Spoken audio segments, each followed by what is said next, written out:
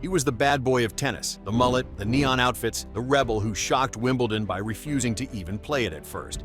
But while the world thought Andre Agassi was just smashing tennis balls, he was actually living one of the most extravagant, scandal-filled lives in sports history. We're talking private jets, supercars worth $500,000, secret Hollywood affairs, and millions blown in ways that will leave you speechless. And wait until you hear what Agassi spends his fortune on today. You will be shocked when we reveal it at the end. A childhood in the city of sin. Andre Kirk Agassi wasn't born into quiet suburbs or middle-class dreams. He was born in Las Vegas, Nevada, a city that doesn't sleep, where fortunes are won and lost every night. His father, Mike Agassi, an ex-Olympic boxer from Iran, was obsessed with creating a tennis champion. And here's the wild part. While most kids were playing video games or running around playgrounds, young Andre was being trained with a homemade ball machine that fired thousands of balls at him daily. His father forced him to hit 2,500 balls every single day. By age 10, Andre had already hit over 1,000,000 balls in his life. But the backdrop wasn't a normal childhood home. Agassi grew up inside luxury Las Vegas hotels, surrounded by gamblers, showgirls, and billionaires. That early exposure to money, glitter, and excess shaped him forever. Tennis's first rock star. By the late 1980s, Agassi wasn't just a tennis prodigy. He was the rock star of the sport. His long blonde mullet, neon shorts, and attitude broke every rule of tennis tradition. While Wimbledon demanded white clothing,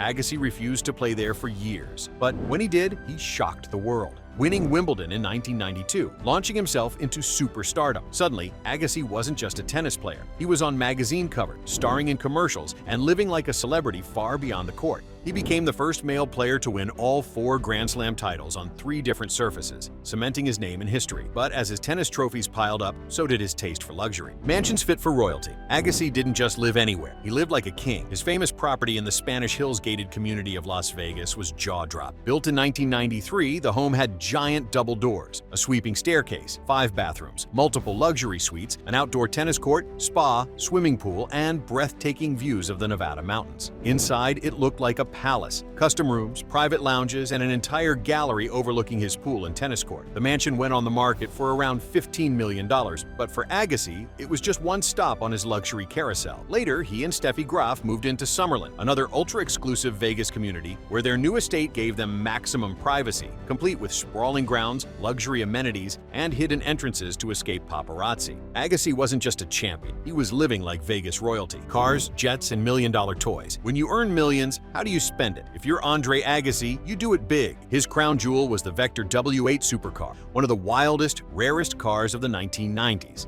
Hand-built, turbocharged, capable of 650 horsepower, and costing $455,000, it was a car reserved only for billionaires and Hollywood elites. Agassi owned one, but returned it after it broke down, demanding a full refund. Only Andre Agassi could pull that off. He also rolled around Las Vegas in a military-style Humvee, customized with an air compressor in case the massive tires went flat. This wasn't some flashy sports car. This was Agassi saying, "I don't just play tennis, I dominate the streets." And then there was his private jet, the Lockheed Jetstar 731, a 10-seater flying palace customized to his style, complete with his initials painted on the tail. While his rivals were boarding commercial flights, Agassi was sipping champagne at 30,000 feet. This wasn't just wealth. It was Agassi screaming to the world, "I made it!" Affairs, scandals, and Hollywood drama. Agassi's love life was as extravagant as his spending. In the 90s, he shocked fans by dating Barbra Streisand, one of the most powerful women in Hollywood. Their relationship raised eyebrows, not just because Streisand was 28 years older than Agassi, but because it broke every image of what a tennis star's life was supposed to be.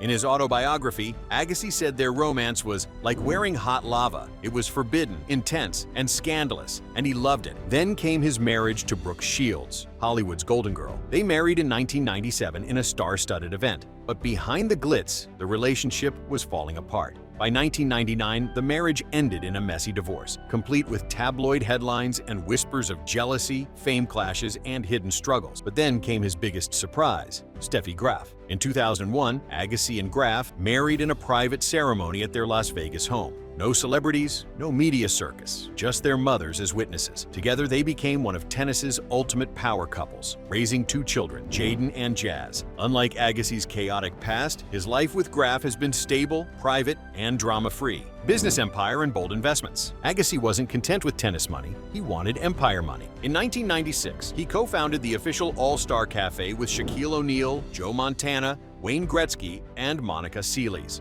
It was a celebrity-backed restaurant chain designed to rival Planet Hollywood. While it eventually failed in 2001, it proved Agassi was bold enough to gamble in business, just like he did on the courts. But the real money came in 2004 when Agassi joined investors in buying the Golden Nugget casinos in Las Vegas and Laughlin. Price tag? $213 million.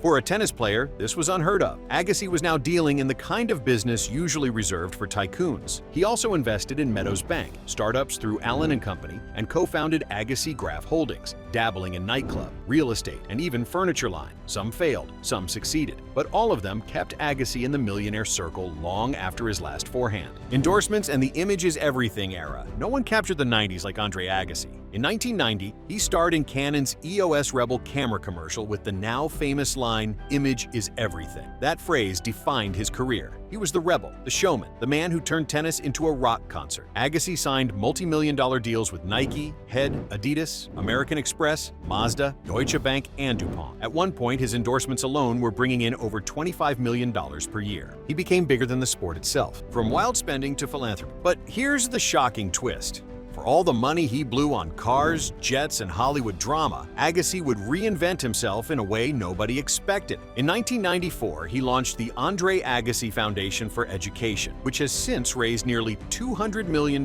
for schools and education projects. His biggest achievement? The Andre Agassi College Preparatory Academy, a charter school in Las Vegas, giving opportunities to children from underprivileged backgrounds. He went from burning money on supercars to literally changing the lives of thousands of kids. For a man once criticized as reckless, this was his redemption arc. He even won the ATP Arthur Ashe Humanitarian Award, proving that the bad boy of tennis had turned into one of its greatest humanitarians. And here's the question that still shocks fans today. How did a man who once lived like a rock star in Las Vegas, blowing millions on cars and wild nights, transform into one of the most respected philanthropists in sports? The answer lies in maturity, fatherhood, and the realization that legacy isn't about what you buy. It's about what you leave behind. Life today. Fast forward to 2025. Andre Agassi is worth over $200 million.